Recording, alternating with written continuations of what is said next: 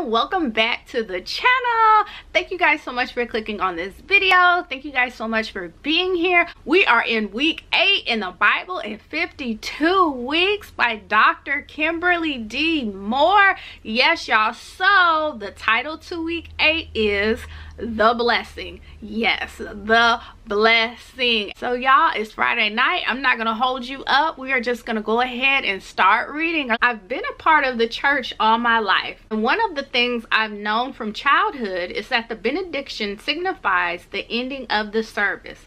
Of course, as a child, I didn't know the meaning of the word. I just knew that I wasn't supposed to leave before the benediction was pronounced by the pastor.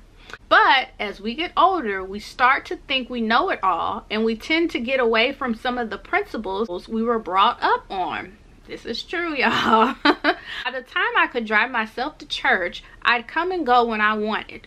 Sometimes I'd leave before the end of service just because I could, or because I was headed to work and trying to beat the crowd out of the parking lot. As I became more familiar with the meaning of the benediction, however, I learned that it was God's blessing for his people, and I began to understand the need to remain in service until the end, as it was a very special part of the worship. This principle was established by God himself and given as a directive to Moses for Aaron and his sons. In Numbers 6:23 through 26, God tells them specifically what to say when they pray and pronounce this blessing, starting with, "The Lord bless you and keep you. The Lord make his face shine upon you." In other words, God's people need to know that God looks upon them and smiles because he is pleased with them. He is gracious towards them, showing them mercy and favor. He looks in their direction and gives them, us, peace. That is a gift and a blessing in itself. It was a long time before I understood how beautiful and meaningful this prayer of blessing would be in my life. This week, I encourage you to grab hold of this beautiful gift and apply it not only to your life, but also to the lives of your children, spouse, family, and friends. When your children leave for school in the morning, pronounce the blessing. When your spouse leaves for work or a trip, pronounce the blessing. When your college-bound young adult leaves for the semester, pronounce the blessing.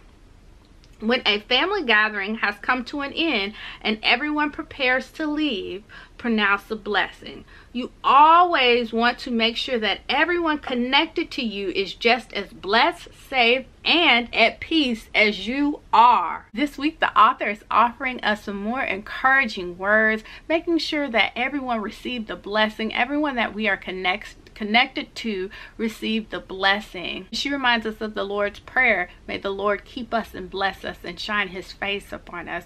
So we need to be praying that prayer over ourselves, over our family, over people we come in contact with, and also remember we are still being intentional Christians, so we still need to make sure that we're praying for people that may not be on our good list. I'll say it like that. People who may get on our nerves sometimes, people who, you know, we may not be all the way cool with. We need to keep them on our prayer list too, and pray that God smile upon them, and pray that they receive the blessing of love and understanding and peace, because that's the only thing that's really going to change people, is when God opens up their heart. Run across people for one reason or another, so even if they're not on your good list, make sure you're taking time to pray the prayer for them too, because as I said in week 7, yeah, we were just in week 7, about the blessing being for everybody, you know, and some people just need that extra layer of prayer upon them. You know, we all wasn't born saved and sanctified, but all of us, even the ones who have been Christians for a while, we still need that prayer. We all need that prayer daily. Okay guys, so now we are going to get into the points to ponder. Number 1, do you know the meaning of the word benediction? What was or is your personal definition for the word? Number 2, have you made a habit of audibly praying over your children, family, or friends? Why or why not? Okay, these are good, guys. Number 3, I've named a few instances where the blessing of the Lord should be pronounced. Can you think of any others? All right, guys. So now we're just going to go ahead and get into the actions of the week. All right, so number 1, make every effort to pronounce the blessing of the Lord over your children or other loved ones this week, guys. And that's something we should be doing every day. As I said before, I do not let my children or my husband leave out without me praying over them and covering them before they step out of this house, and of course myself. But everyone that I can think of, sometimes I'll get up at 5 a.m. just so I can make sure that I'm praying for everybody. I have a long list, and my list keeps growing every day. My list keeps growing. But yeah, guys, anybody who comes to your mind and is connected to your heart, make sure you say a special prayer for them every day. All right, number 2, begin to teach your children or someone else you may not know the meaning of this blessing and how necessary it is in our lives.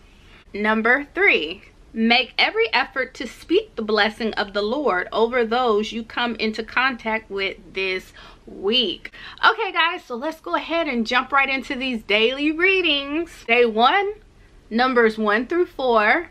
Day 2, Numbers 5 through 6. Day 3, Proverbs 1 through 3. Day 4, Numbers 7 through 9. Day 5, Numbers 10 through 13. Day 6, Proverbs 4 through 7.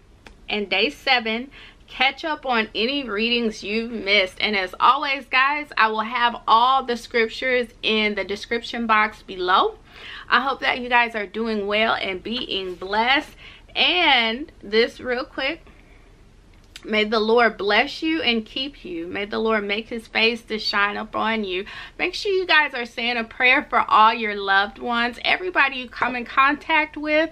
And we got to go back to our being an intentional Christian. Let's pray for some people that, you know, may have gotten on your nerves this week, or may not be on your oh so good list. Let's make sure we're praying for them too, guys. All right, I hope that you guys are doing well and being blessed. Thank you guys for coming. Thank you guys for listening to what Dr. Kimberly D. Moore had on her heart to share with us. I hope that you guys are doing well, being blessed. I hope that you guys are keeping up with your scriptures. And it's okay if you fell behind. It's okay. It's okay. It's okay. You always have that 7th day to go back and catch up. Oh my goodness, you guys, I think I've talked enough tonight. I feel like my voice is getting dry. I've been talking all day. So I hope that you guys just have a phenomenal evening, and as always, I will see you guys in my next video. All right, you guys, be blessed. Bye.